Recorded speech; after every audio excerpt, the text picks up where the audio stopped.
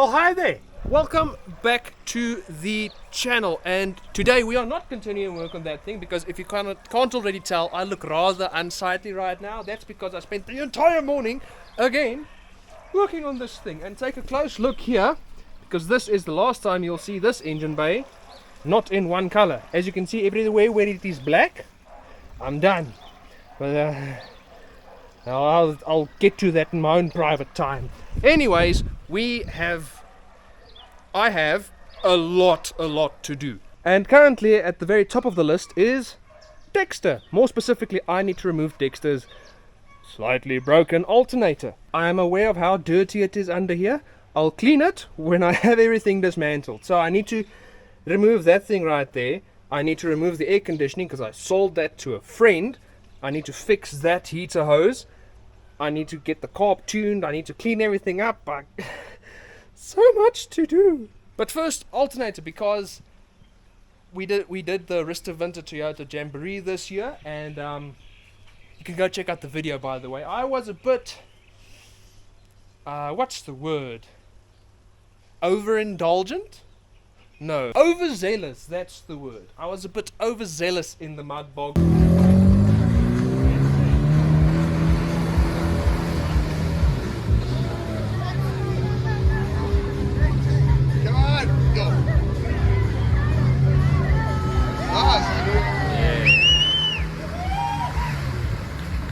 That's the proper way around.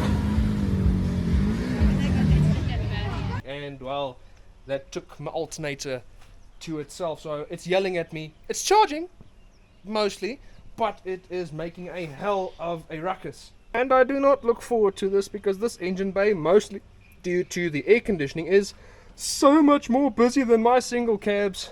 First, I probably need something to lie on since I'm working in the dirt. You know what? I reckon it'll be easiest to get at it from down below.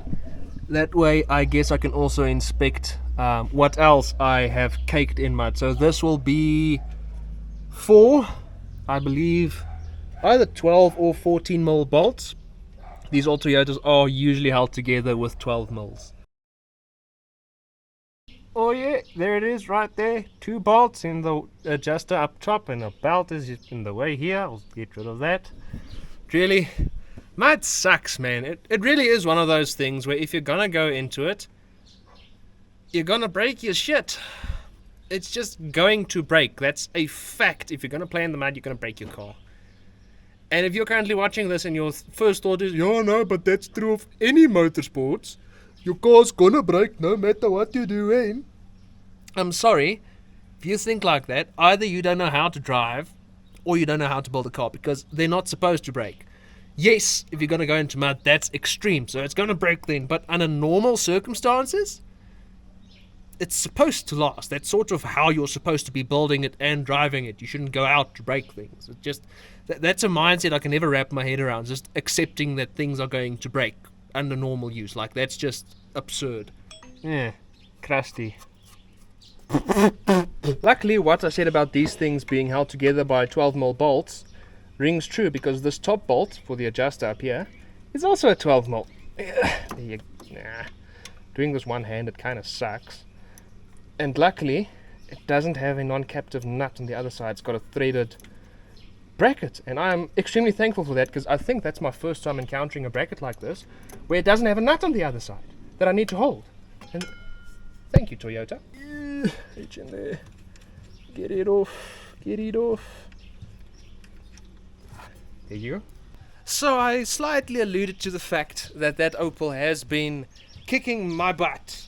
It's been sucking working on that thing because I need to do all the crap jobs before I can start doing the cool stuff. So this past Saturday, I just head down to Benoni to Formula K, where they held the final event for the 2024 Velasa Racing calendar, just to get some motivation, to remind myself why I'm building that piece of shit. Why do I do that? Why an Opel, man?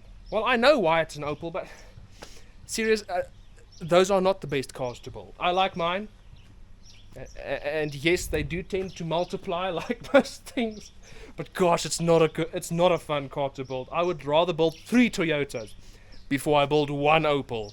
gosh. Anyways, while I get that alternator out, I'll just insert the footage from when I head down to Formula K so you can have a look at something more interesting than me dropping rust and salt and mud on my face while I remove one part from this beautiful automobile. Gosh, I need myself some motivation. That Opel has been beating me down. And no cool stuff for that's happening anytime soon. So I've got to do all the boring work, so I figured I might as well pop by here at Formula K for the final round of the 2024 Balassa series, just to remind myself why I'm building that piece of crap. Seems that was the last lap of this session, so people are going to start cooling down now. Apparently this morning it was raining. Well, not raining, the word that I was told was bucketing. It was very wet and some interesting moments happened. Missed those, but I am here now. This being the last event of the year for the Balassa calendar. Hopefully next time I attend one of these events, I will be driving instead of spectating. So I will not lie.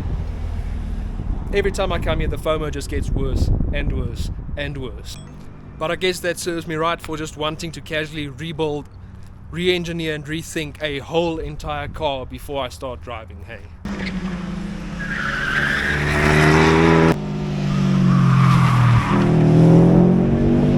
I've decided that I need to set myself targets, people that I want to be faster than. Rude. People that I want to be faster than, and that little blue Renault Megane RS is at the very top of that list. When the Opel is back up and running again and I've got the setup good, and I'm not faster than that Megane, I'm going to be a very sad man. As per usual at these events, there is your regular, large and varied assortment of very cool stuff. So quick thing before we get back to regularly scheduled content. I was walking around and I recognized these photos. So I've mentioned before, I'm actually a professional motorsports photographer. Those are all my photos on those billboards, well, the full send racing ones at least. So I'm on a bit of a buzz. I'm so happy to see my photos being used, because normally take a bunch of photos, 5 of them make it onto like Facebook or Instagram, rest of them get forgotten about forever. So to see them actually in print on 1, 2, 3, 4 different boards, 3 different boards, that is just so fucking cool.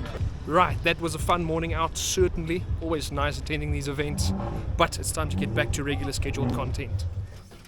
Hello. Hello. Huh? What? Huh? What? What? Hello, yes. Hi. I see you've got your toy. Well done. Can you get your arsehole out my face, please? Hello! Why are there 2 of you now? And there you go. Alternator is out. And if you listen closely, you can actually hear that it is cooked. Why, hello there. Hello. Ruby. Hi there. So that's at least one thing I can tick off the list. A little bit of bad news. When I removed this little splash cover, I found that it is cracked. I'll have to reinforce, fix, weld, or whatever that. I was going to buy myself a MIG welder, but other things happened, which I will reveal in a future video. Very cool, very exciting, very rare. But for now, I probably need to give this a coat of rust buster and pack all of this stuff up and close that thing's bonnet before it starts raining, because it's 100% going to rain tonight. And I probably need to take in my alternator as well, so that can get done, because once the alternator is I need the alternator to be ready before I do all the other stuff to this thing, because I'm going to do some mods, which I will talk about in a future video. I don't quite have everything ready yet, so I can't quite reveal what I'm planning, but as soon as I have everything, you will be first to know. Anyways, I hope you enjoyed this video. Quick one, casual one, not much done. Same as last video, admittedly, but I hope it was a bit less yapping. So I hope you enjoyed the video. Let me know what you want to see more of, what you want to see less of. Subscribe to the channel and turn on bell notifications, please. Leave a comment, leave a like, and tell your friends to do the same. I will see you in the next video where hopefully it will be more exciting, because once I have that thing's engine bay all one color, I not only can start doing the same to the interior, because the interior is in an equally sorry state, but I can start ripping this thing apart for spares and putting all of the good stuff from this onto that thing.